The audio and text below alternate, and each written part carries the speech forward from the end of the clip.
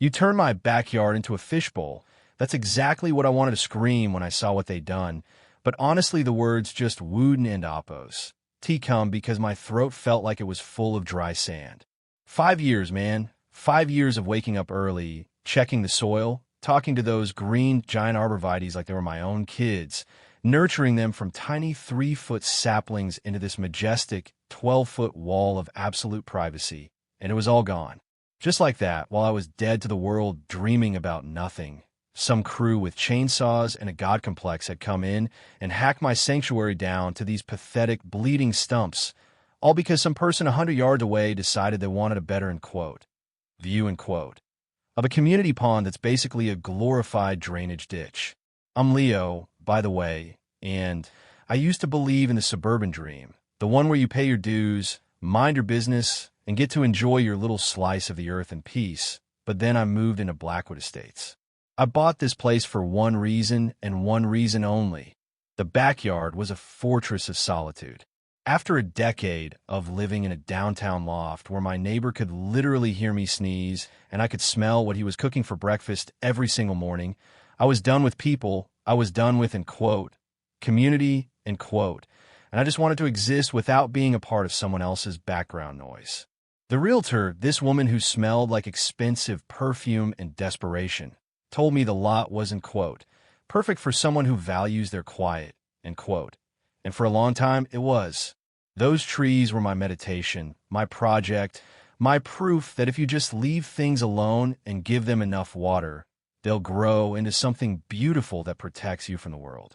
Working as a lead systems architect for a global tech firm, my brain is constantly wired, always deconstructing complex code and trying to find one tiny bug that's crashing the whole system. So that backyard was my decompressing chamber. I'd sit out there on my weathered cedar deck, laptop open, the smell of pine in the air, feeling completely invisible to the world. And that's when I did my best work. But apparently, in an HOA-run neighborhood, invisible, is a violation of the aesthetic code. I should have seen it coming when Margaret Vance took over as the board president. Margaret is the kind of person who wears a blazer to a backyard barbecue and carries a clipboard like it's a holy relic. She's a high-end realtor in town, the kind who sells, lifestyles, rather than houses, and she looks at her neighborhood not as a place where people live, but as a showroom that she needs to keep staged at all times. The nightmare started on a Tuesday night. I've been grinding on a server migration for 14 hours straight, and my brain was basically oatmeal. So when an email popped up at 8:45 p.m. with the subject line, immediate compliance action required, I just flagged it for the morning and collapsed into bed. I had no idea that while I was hitting the snooze button, Margaret had already signed a work order and dispatched a crew with a, view preservation, mandate.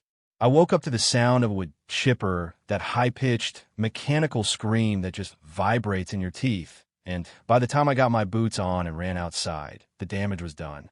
My trees, my beautiful, towering wall of green, were lying in piles of mulch and severed limbs, and there was Margaret, standing on the sidewalk with a small, triumphant smile, holding a, compliance completed, sign as if she'd just saved a puppy from a burning building.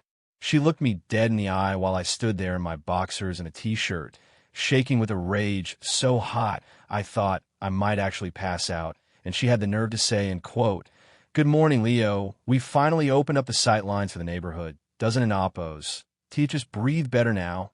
I couldn't in oppos. To even speak, I just looked past her at the house on the hill, the one belonging to the Miller family, and I realized I could see straight into their kitchen window, and they could see me. My privacy was dead.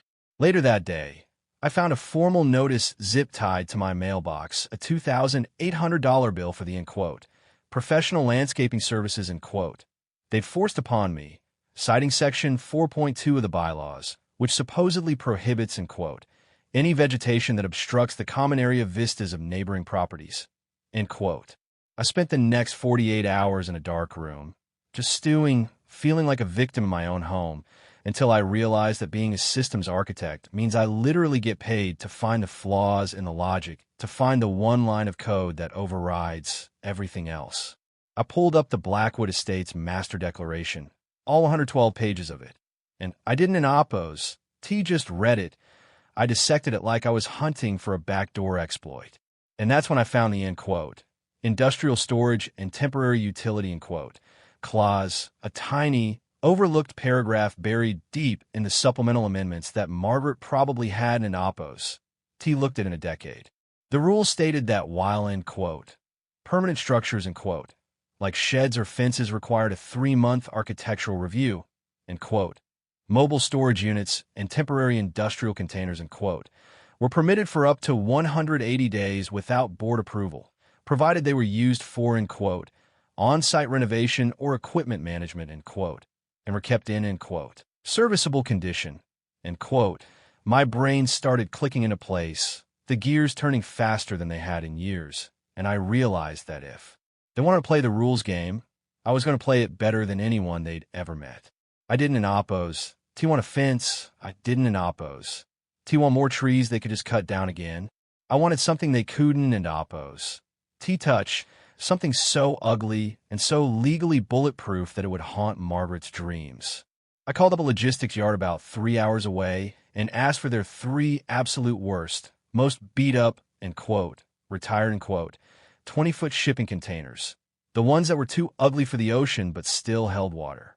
The guy on the phone laughed and told me he had some, end quote, real eyesores, end quote, that had been sitting in the salt air for 20 years, rusted to hell, and covered in faded graffiti and dented side panels. End quote. I in oppos. LL take 3, end quote. I told him, end quote, and I need them delivered on a flatbed with a crane attachment by Wednesday morning, no later than 7 a.m. End quote. When the trucks rolled in, the sound was like a tectonic plate shifting, this deep, heavy rumble that brought every neighbor to their front porch.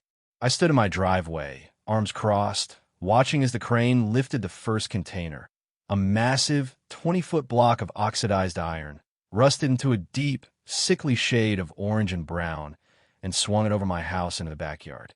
I had the driver align them perfectly end to end, exactly 18 inches inside my property line, creating a 60-foot-long, nearly 9-foot-tall wall of pure industrial decay.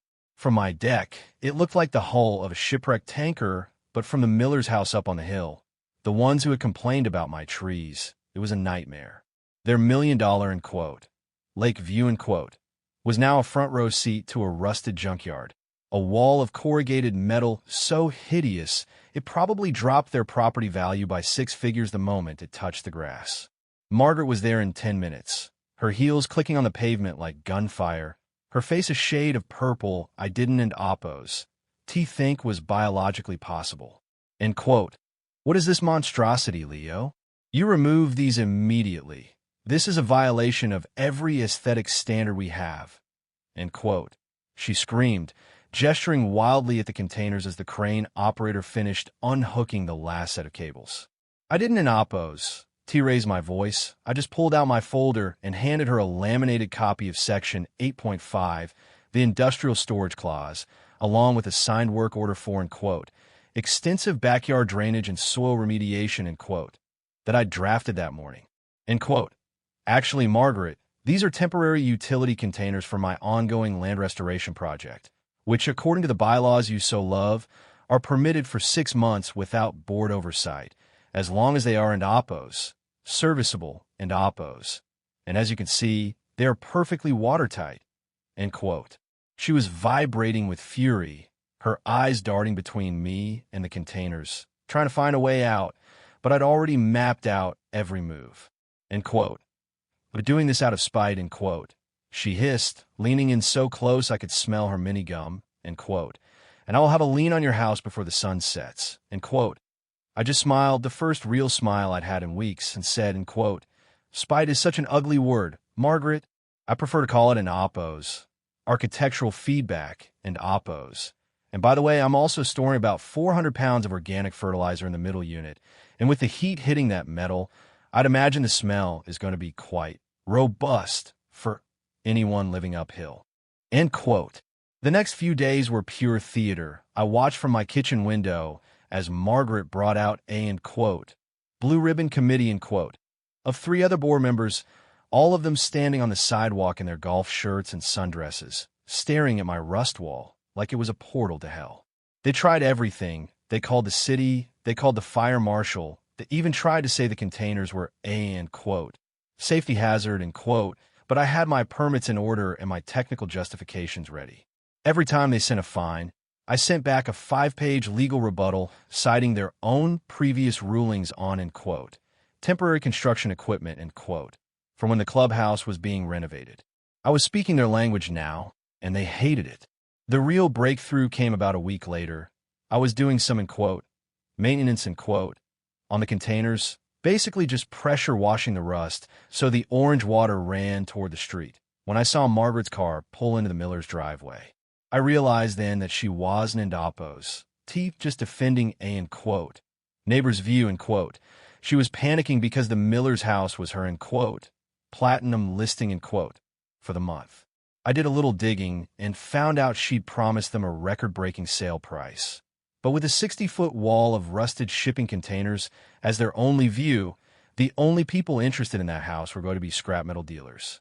I'd effectively neutralized her commission, and that's when I knew I had the leverage I needed. I waited for the monthly HOA meeting, the one they hold in the community center with the bad lighting and the cheap folding chairs, and I walked in late, carrying my laptop and a portable projector. The room was packed. Everyone was whisper shouting about, the container guy, and Margaret was at the front, looking like she hadn't an oppos. T slept in a week.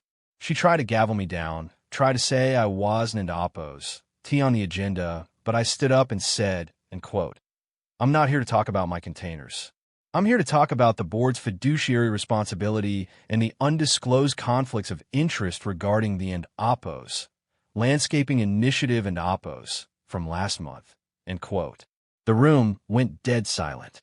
I flipped on the projector and showed a side-by-side of the work orders for my tree removal and the Miller's real estate listing, which had been updated by Margaret's firm exactly 2 hours after my trees were cut, featuring the words, now, with unobstructed panoramic lake views, I showed the metadata on the photos, proof she had the photographer out there before the mulch was even dry, and then I showed a series of emails I'd recovered, legally, mind you, from a former board member, who'd been ousted by Margaret and was more than happy to share the, inner workings, of their private Slack channel. It was all there, Margaret coordinating with the Millers to, clean up, the neighborhood sightlines to maximize their sale price, which would then set a new, comp, for the area, allowing her to raise her commission rates across the board. It wasn't into oppos, about the rules. It was about a realtor using the HOA like her own personal staging crew. The neighbors started turning on her right then and there. The Millers themselves looked like they wanted to crawl under the table, and the other board members were suddenly very busy looking at their shoes, realizing they'd been complicit in a scheme that was bordering on fraud. I turned off the projector and looked at Margaret, who was slumped in her chair, the blazer finally looking a little wrinkled. I'll tell you what, I said to the room, I'm a reasonable man. I'll remove my oppos, storage units and oppos, tomorrow morning. I'll even pay for the hauling myself. But in exchange, the board is going to sign a retroactive variance for my property, allowing for a permanent 14-foot privacy structure of my choosing, and Margaret, you're going to resign from the board and personally refund the $2,800 you charged me for the oppos, landscaping and oppos. You did without my consent. The vote wasn't oppos, to even close. Margaret was out by the end of the night. Her, platinum listing, ended up selling for $40,000 under asking because the, aura, of the neighborhood had been, compromised, and I got my privacy back. But I didn't oppos. Just plant trees this time. I built a custom-designed architectural-grade steel and cedar slat wall, 14 feet high, bolted into concrete footings that would require a tank to move. It's modern, it's sleek, and it's completely legal thanks to my variance. I still sit out there on my deck, the sun hitting the cedar, the smell of the lake in the air, and I feel that same silence I used to have, but it's different now. It's a silence I earned. But sometimes when the wind blows just right and I look at the Miller's house, I wonder if I should have kept just one of those containers, just a small one, as a planter for some ivy, just to remind everyone that if you try to take someone's sanctuary, you might not like what they build in its place. So, I'm curious, was I the villain for ruining a neighborhood's vibe and quote, to save my own sanity, or is an HOA just a bully that needs a bigger bully to stand up to it? If you were in my shoes, would you have stopped at the containers, or would you have gone even further to make sure they never forgot your name? Let me know in the comments, because honestly, I think every neighborhood has a Margaret, and maybe they all need a Leo to remind them whose land it really is.